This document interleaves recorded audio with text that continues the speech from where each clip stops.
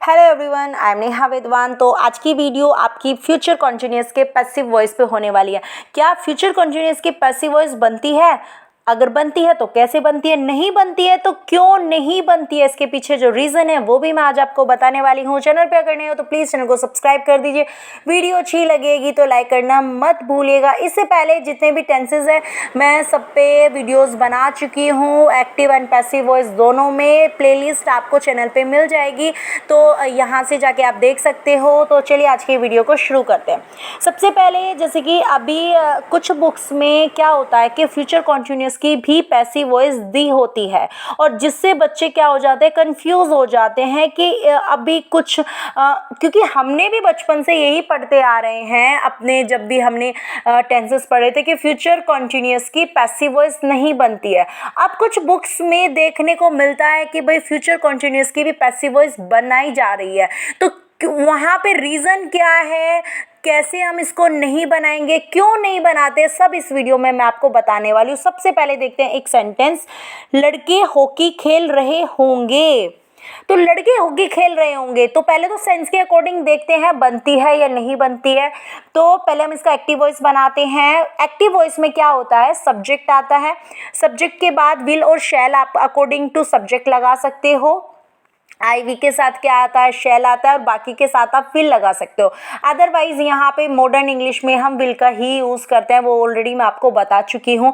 तो आपकी मर्जी है। अब ग्रामर, अगर आप किसी कॉम्पिटिटिव एग्जाम की तैयारी कर रहे हो, वहाँ पे अगर विल और शैल में हो तो आप प्रीफर कीजिएगा कि भाई आई और वी के साथ क्या करोगे, शैल ही लगाओगे।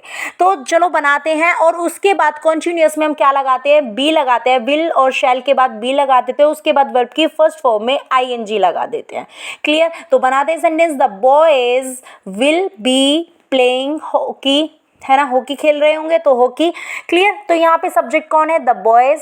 वो उसके बाद हमारी हेल्पिंग वर्ब क्या आ जाएगी, विल बी। उसके बाद हमारी वर्ब की फर्स्ट फॉर्म प्लेइंग आ गई, उसमें हमने आईएनजी लगा दिया। उसके बाद हमारा ऑब्जेक्ट क्या है, हॉकी।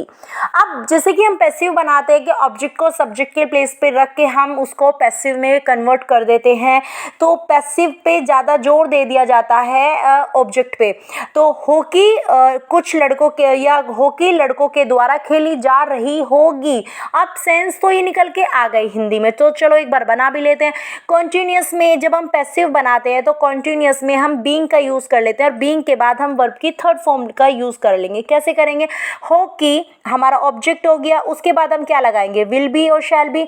तो हॉकी विल बी, और उसके बाद क्या लगा देंगे, जैसे कि हमने कॉन्टिन्यूअस में कॉन्टिन्यूअस की जो पैसिव वॉइस में हम किसका यूज़ करते हैं, बीइंग का यूज़ करते हैं। तो हॉकी विल बी बीइंग, उसके बाद वर्ब की third form played by the boys.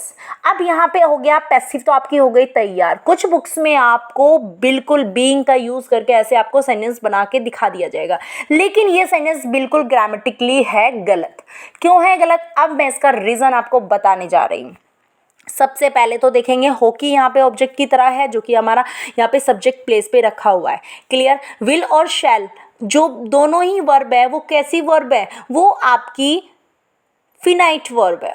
Finite verb it means वो जो अकॉर्डिंग टू सब्जेक्ट चेंज हो जाएगी। जैसे मैंने बताया अभी, आई और वी के साथ आप शैल लगाओगे, बाकी के साथ आप विल लगाओगे। तो ये आपकी कैसी वर्ब हो गई, finite verb. Non finite verbs वो होती हैं जो आपकी अकॉर्डिंग टू सब्जेक्ट चेंज नहीं होती। क्लियर? अच्छा, अब बात करते हैं कि जो अगर यहाँ पे उसके विल के बाद क्या है, बी, बी के बाद क्या आ रहा है, बीइंग, है ना। दोनों ही बी की फॉर्म है, बी और बीइंग दोनों सेम है। और ग्रामर क्या कहती है, टू और more than two the same non finite verbs are not allowed in sentence. दो या दो से ज्यादा non finite verbs, same non finite verbs. Non finite verbs तो आप एक सेंटेंस में कितनी भी आप यूज कर सकते हो, लेकिन सेम आप नहीं यूज कर सकते हो। यहाँ पे बी और बी की कॉन्टिन्यूअस फॉर्म क्या है, बीइंग, दोनों एक साथ आई हुई है। तो हम कैसे सेंटेंस, हमारा ये ग्रामेटिकली बिल्कुल गलत हो जाएगा ना। तो इसलिए हम कॉन्टिन्यूअस में फ्यूचर कॉन्टिन्यूअस की पैसिव वॉइस नहीं बनाते हैं।